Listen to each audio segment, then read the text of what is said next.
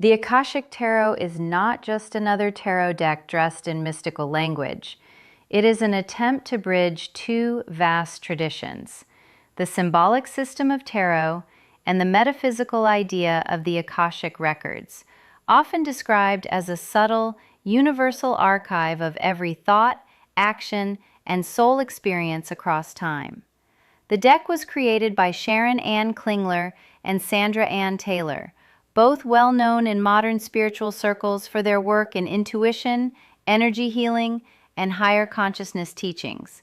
And it was published by Hay House, a platform that has long specialized in bringing esoteric ideas into accessible formats for contemporary audiences.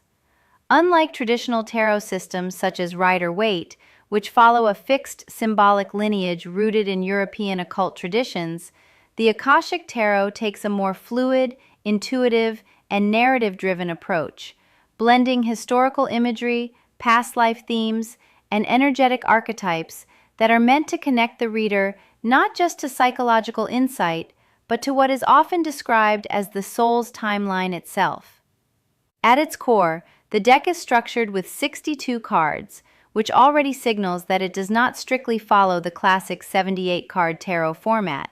Instead, it reorganizes the system into categories like major arcana equivalents, people cards, and situation cards, each designed to represent energies, influences, or karmic patterns rather than rigid suits like cups, swords, or pentacles. The imagery is one of its most striking aspects, rich, painterly scenes that feel almost like glimpses into different lifetimes, ancient temples, forgotten civilizations, or symbolic inner worlds, often populated by figures that seem less like characters and more like energetic presences guiding or reflecting the seeker's journey. There is a deliberate emphasis on past life connections, karmic contracts, soul agreements, and energetic imprints, which aligns the deck more with Akashic reading practices than with predictive fortune-telling. In other words, it leans toward why this is happening in your soul's journey, rather than what will happen next Tuesday at 4 p.m. Philosophically, the deck assumes that human life is not a linear accident, but part of a layered, multidimensional continuum, where choices, relationships, and even recurring struggles may have roots beyond the present lifetime, and the cards act as symbolic keys to access those deeper layers. A reading with this deck is therefore often described as less about external events and more about awakening awareness, identifying hidden patterns, releasing energetic blocks, and understanding one's spiritual trajectory. The guidebook that accompanies the deck plays a significant role. It is not a thin booklet of keywords, but a detailed interpretive manual that offers narratives, energetic meanings, and suggested intuitive expansions, almost training the reader to move beyond rote memorization into a more fluid, channel-like interaction with the cards.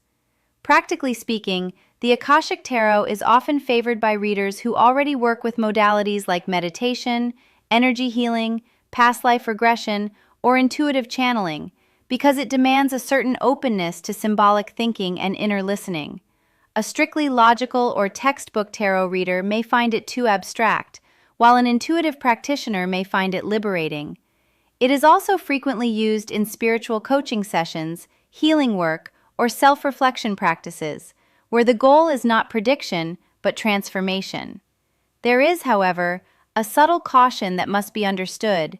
Because the deck operates in the language of higher realms and unseen records, it can easily encourage projection or overinterpretation if the reader is not grounded, making discernment and psychological clarity just as important as intuition.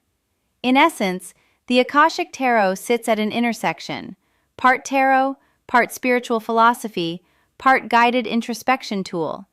It does not merely ask, "What is your future?" but rather whispers a more demanding question. What is your soul remembering, and what is it trying to resolve through you right now? And that question, if taken seriously, is not light entertainment. It is work, it is excavation, and occasionally, it is revelation.